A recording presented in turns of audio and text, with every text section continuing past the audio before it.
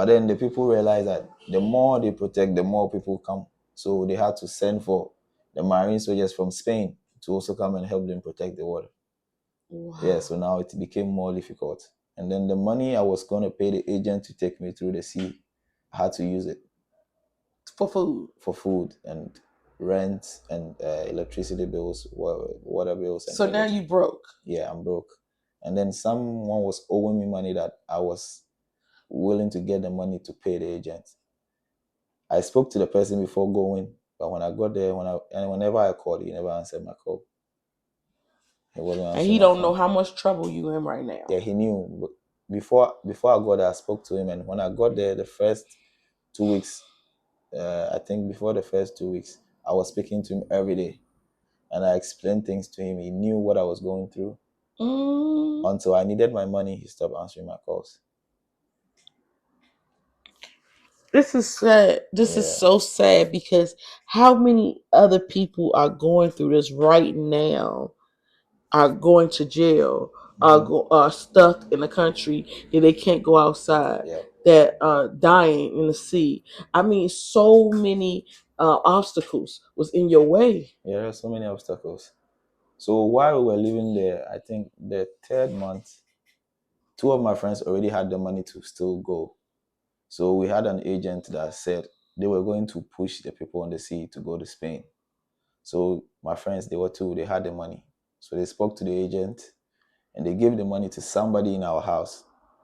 Because if you give the money to the agent, you might not see them again. So what you do is you have to get a guarantor, someone who can stand in for you, someone from the country who can stand in for you, so that if they take you to the sea and they push you, the agent will come back home for the money. Else, if you give them the money, you might not see them again. Okay. Yeah. So two of my friends, they went to the camp where they gathered everybody before they pushed them. And then they waited for like 2 days. They weren't pushed. So the third day, I think, they were about to push them and the police was there. Ain't no way. Yeah. So one of my friends was able to run away. But they were two. They caught one and the one was able to run away. You never found out what happened to the other one? Oh, the other one was deported to the desert. It took about 6 days before he got out of the desert, and he was able to call his father to send him money to go back to Mali. Wow. Yeah. Dream of Europe. Alone or with family, they are ready to risk it all to get there, even if it means losing their lives. They come from Africa and the East. For the first time, television cameras followed the incredible journey of these migrants for a year. Crossed the Mediterranean on a makeshift boat and a hold in inhuman conditions. Like the slaves of the past. It's hell, even worse than hell. But my friend was able to run and then come home. So when he came home, we were there. We were still there, but I saw the situation that I wasn't going to get money from anywhere, so I had to. Now, the only money that I was going to get, I planned on coming back home. Yeah, so when I was coming, that friend that was able to run away. He wanted to come home with me, but I said, no, you came here for a reason. You still have your money. There's no way you should go back home. You just stay. Things will get better so you can go. So I spoke to him for about 4 days before he realized he had to stay because he came there for a reason. So I called my mom. She took a loan for me, and then I came back home. It was the same route coming back home. I had to go through the same process I went through going there. It was the same thing coming home. So you realized you was never going to be pushed on the sea? Yeah, because I knew I wasn't going to get the money to pay the agent. And how much is the money? It's like $2,500. $2,500. So $250. No, 25 CDs. 25,000 CDs. 25,000. Yep. 25,000. That's $2,500. Yeah, that's what I said. Ain't no way y'all paying that much. That's what people pay. From Tripoli to Lampedusa, I paid $1,400 per person. For us, 3. For me, my wife, and little Aisha. How much did you pay? $1,400. How much did you pay? $1,400. How much? Me too, same as them. The prices of the trip may be different, but they all went bankrupt for the same reason.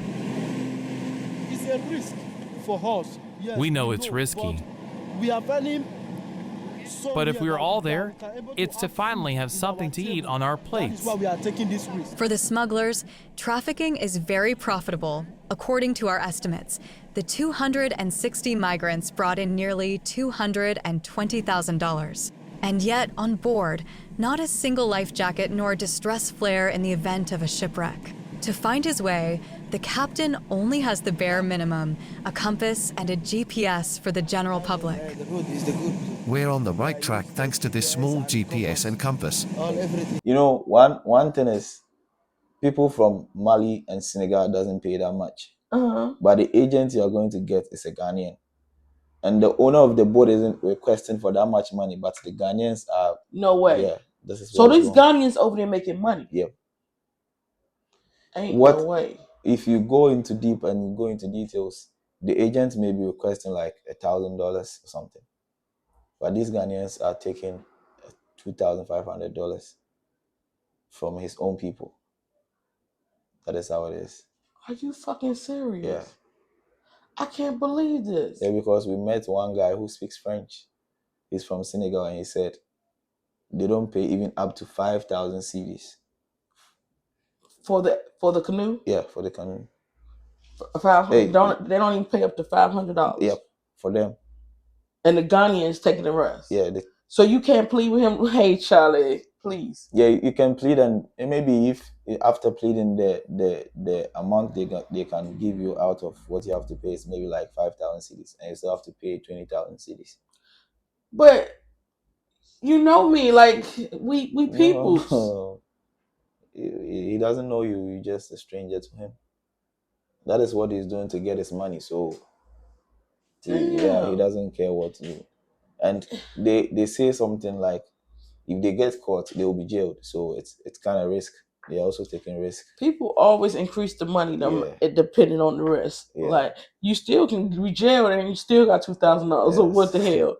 Like, don't tell me about no damn risk. I don't want to hear that. Like, this is so crazy. Yeah. So what's the journey like if you would have gotten on the boat? So once you get on the boat, what's that like? Okay, the boat, every boat has its capacity. Yes, some boats, they load up to 80 people in the boat. Some of the boats take 150. Some of the boats take 200 people. Yeah, depending on the size of the boat. So is this boat like the one that we went on when we was over there at the castle? And we went on that boat? No. You see, Mauritania doesn't have that much trees, so most of their boats made out of fiber, not trees. Oh. Yeah. So it's the same size though? Yes, some are the same size, some are smaller than... Smaller than the one we went on? No, not the one we went on. You see the boats on the sea, on the lagoon when we were there. When we were on the sea, when we were on the water, you saw some boats on the lagoon. The ones that was parked? Yeah, the ones that was parked. Uh-huh. Yeah, this is the size. That's still a small boat. Yeah. For that number of people, it's a small boat. Yeah. And then you gotta be on that shit for how many days? For 5 days at least. For 5 days with little food, little water. Yeah. And what about pissing and shitting? I mean, before you get on the boat, they will give you medicine that you wouldn't be pissing or shitting. But if you feel pressed, you just go side of the boat and you do it in the water. While the boat is moving? Yeah. And so, does this boat have a motor? Yeah, it has a motor. And is he steering it, or do he have the thing in the back? Yeah, it has. There is a captain in front and another one behind, who is controlling the machine. But what about gas? Yeah, there will be gas in it.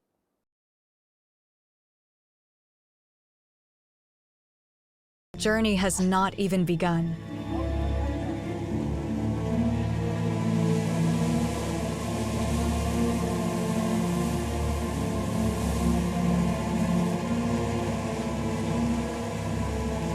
At 5 a.m., dawn allows them to discover the boat and their companions in misery. In total, there are 260 of them. Among them, Eritreans, Libyans, and Somali.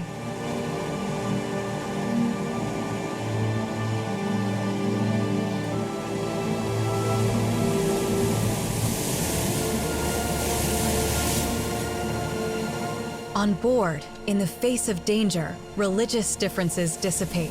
Everyone relies on their own God.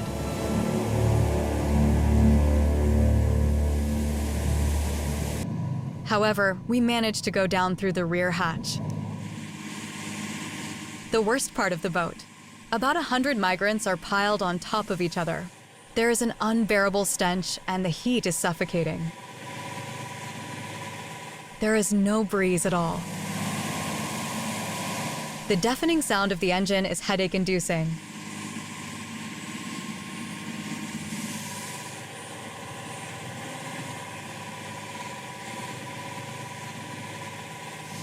It's really awful here, honestly. I can't even breathe properly. I'm really uncomfortable. It's so hot. There's vomit everywhere. People got seasick and had to throw up. And the smell spreads around. I'm so uncomfortable. But I don't have a choice. Do they have enough gas to last 5 Yep. days? Okay. Yeah. And so, what about sharks? I mean, you can see sharks, you can see dolphins. Oh God, Yeah. that's scary as hell. So I wonder if any sharks ever got on the boat and attacked the people. No, but I remember one of my friends who used that route said before they got to Spain, they saw dolphins. Okay. Yeah. That was the animal that even directed them to the right place. How? Yeah, well, they followed the dolphin. Oh, wow. Yeah, so they met the rescue team from Spain. Okay. Yeah. So once you get over there, if you make it, If you're able to make it, if you're able to make it on the Spanish Sea, the rescue team will come from Spain to get you to Spain, to the island Las Palmas. Okay. Yeah. And then once you get on the island, what happens then? Once you get on the islands, you'll be detained, you'll be captured. Yeah, and they will investigate. They will ask you the reason why you chose that route and everything. Mm-hmm. Yeah, so you have to seek asylum. Oh. Yeah. Seek asylum. Yeah. That's what people be talking about coming to America. Yeah.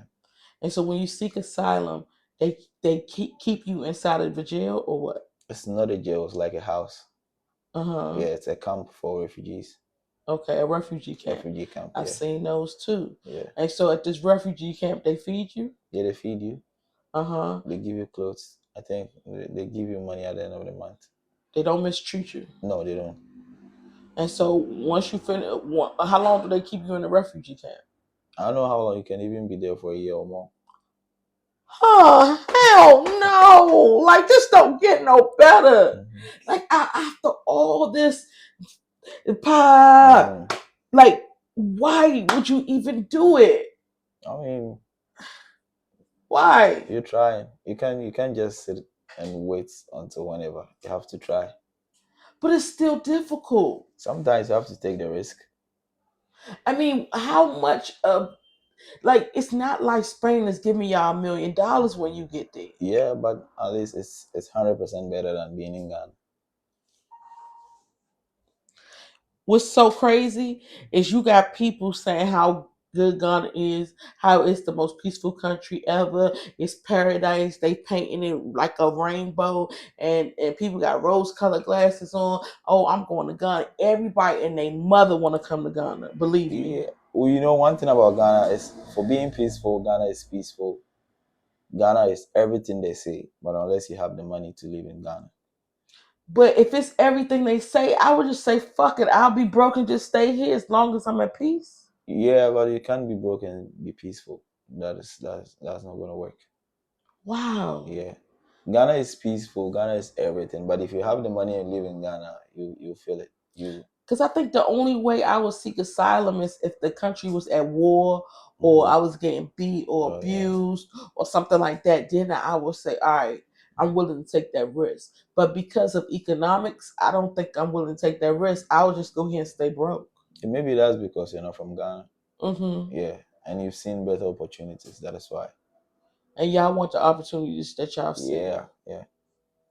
I Because don't think Spain will give you those opportunities, though. you wouldn't want to go to school for like 15 years, 16 years, 17 years, and then at the end of the month, you get no better job, and the jobs you get paid like 1,000 cedis a month. That's $100. $100 or something. Yeah. Yeah. I mean, if it was a route like this to go to America, where I could definitely know that, okay, when I get to America, it's a possibility that I can fucking make $100,000 a month. Hell yeah, I'm taking the risk. But for Spain, I don't think that Spain is going to give you the money that will even make you want to consider a route like this. I mean, we don't at a certain point we don't care about the destination.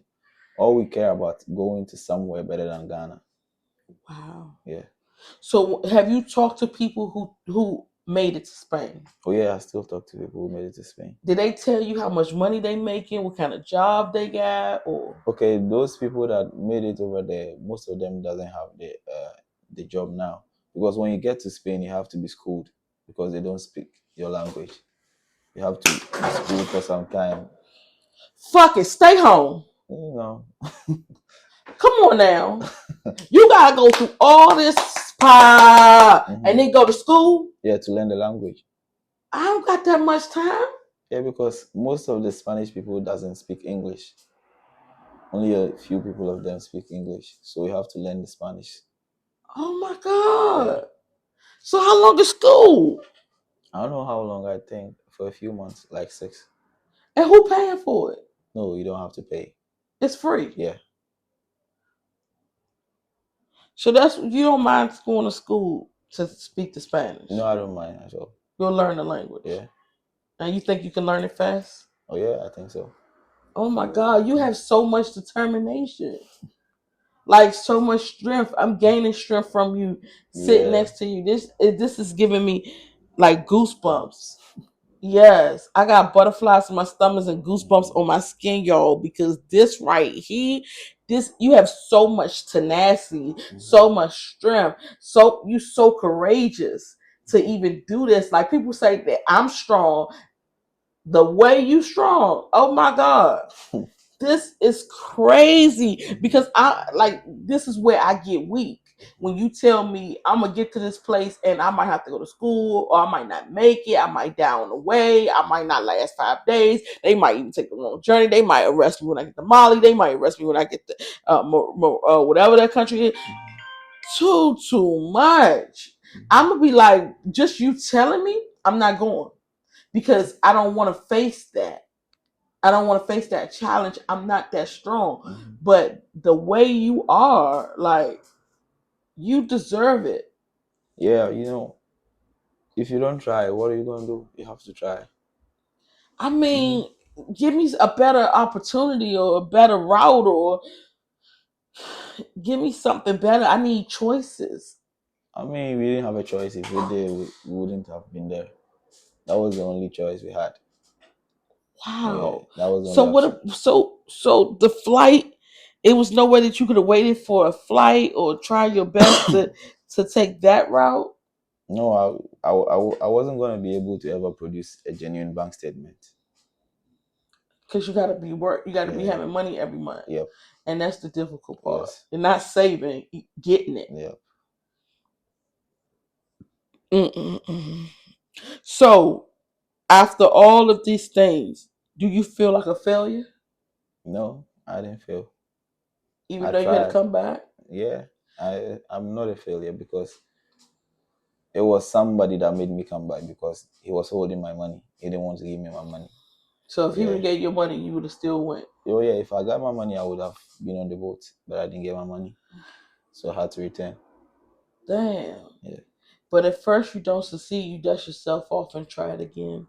So do you think you'll try it again? Oh yeah, I'll try it again 1,000,000 times. No, now after this interview you won't, because you won't have to talk to me first, honey. Before you try it, you're going to have to talk to me and say, look, this is what I'm thinking about doing. And I'm going to be like, no, Blaco, you can't do it. I'm sorry. I'm not supporting that. No, you cannot do it. No, hell no. Do y'all support him going again? Do y'all support him trying this again? If y'all can, donate him some money so he can get on that plane and go the right way. Because this right here, no, no, no. This can't happen, Blaco. Yeah, it happens. Shit happens. But this right here, this is crazy. Mm-hmm. I'm just at awe because I cannot believe it. What I'm hearing right now, like it's even giving me a headache. I could never. Yeah, you see. I hear these stories so much about Mexico. People leaving Mexico to get to America. Yeah, I know that too. I've heard about that. Yeah, or they leaving Colombia to get over there and they walking for 6 months. Some come from Brazil. Yeah. Initially I wanted to use that route, but they said I needed much more money than what route? From Brazil to Mexico. For real? Yeah. How would you get to Brazil? You go to South Africa and get a flight to Brazil. You have an agent for that. Is it dangerous? Yeah, sometimes you have to walk through the bush. For how long? For days, maybe a week or something. Hell no. Yeah.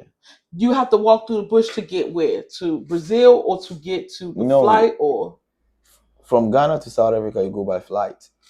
So when you get to South Africa, that is where the agent is going to take you from South Africa to Brazil. And the agent is taking you how? The agent is going to take you like about $2,000 or something. You know what I'm saying? How are they going to get you from South Africa to Brazil? He'll get a visa for you from South Africa to Brazil. It's easier. Yeah. He's an agent, so he'll get it for you. Very simple.